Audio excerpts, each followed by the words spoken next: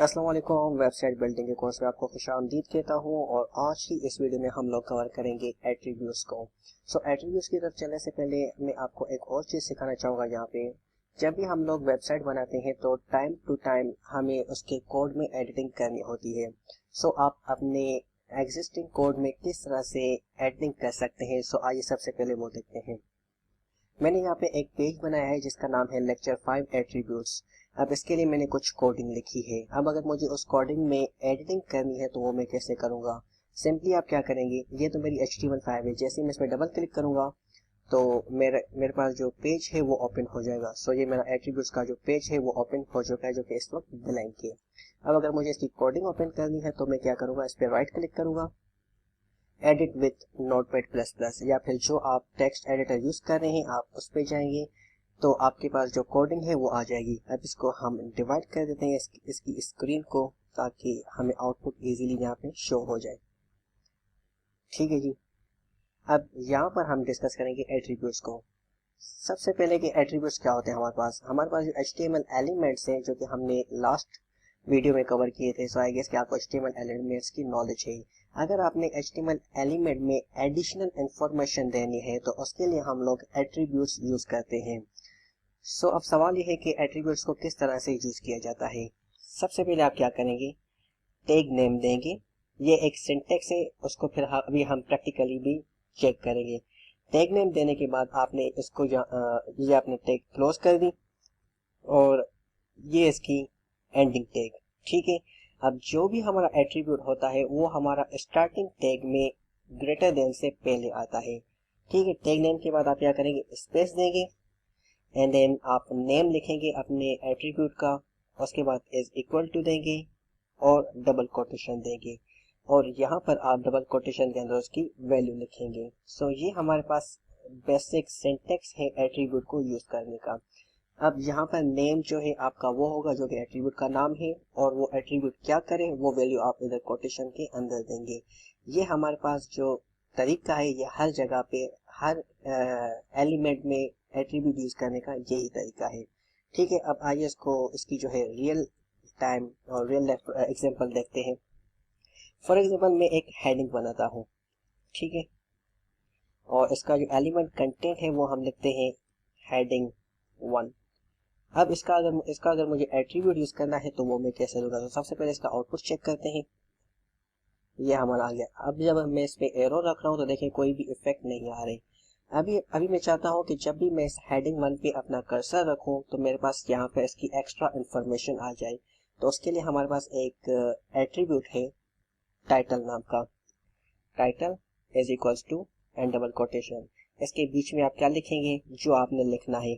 For example मैं लिखता हूँ माई हेडर।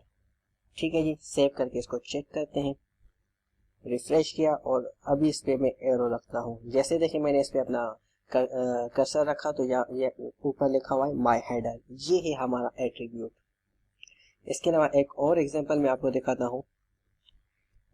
जैसे फॉर एग्जांपल हैरेफ,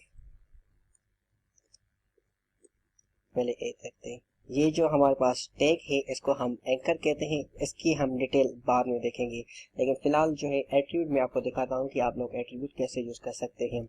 उसके बाद हैरिफ इसका एट्रीब्यूट है एंड यहाँ पर हम इसकी वैल्यू देते हैं। ये चीज क्या है, ये इसको आपने इस पे फोकस करने की जरूरत नहीं है। सिर्फ और सिर्फ आपने जो फोकस करना है वो ये देखें कि हमारे एट्रीब्यूट का नाम आ गया, इज इक्वल टू आ गया एंड आपने double quotations the and double quotation के अंदर आपने उसकी वैल्यू लिख दी। मेन चीज ये है, आपने इसको फोकस करना है। इसको यहाँ पे रिफ्रेश करते हैं।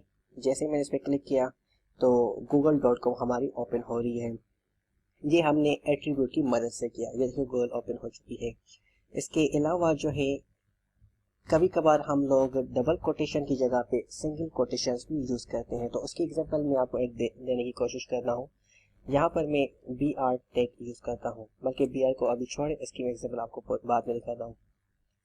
ओके जी। यहाँ पर मैं एक पैराग्राफ यूज करता हूँ एंड यहाँ पर मैं लिखता हूँ माय फर्स्ट पैराग्राफ। अब इसका जो एट्रीब्यूट है वो हम देते हैं सेम टाइटल ही दे देते हैं। अब यहाँ पर मैं सिंगल कोटेशन अगर यूज करना चाहूँ तो भी मैं यूज कर सकता हूँ।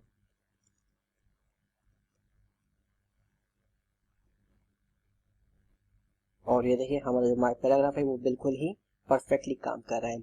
सो आप डबल कोटेशन यूज करें या सिंगल कोटेशन यूज करें, इट्स अप टू यू। लेकिन HTML में ये कॉमन है कि अक्सर लोग डबल कोटेशन यूज करते हैं, लेकिन कुछ हमारे पास केसेस ऐसे होते हैं जिसमें हम दोनों को साथ में यूज करते हैं। जैसे कि for example they killed him. अब किल्ड को मुझे कोटेशन में लिखना था, इसलिए मैंने क्या किया, यहाँ पे सिंगल कोटेशन दी है यहाँ पे बाहर। अगर आपने अंदर सिंगल कोटेशन यूज करनी है तो बाहर वाली कोटेशंस को आप डबल कर देंगे। मतलब कि ऐसे नहीं है कि आप बाहर भी जो है सिंगल यूज करें और अंदर भी सिंगल यूज करें, ऐसे नहीं होगा।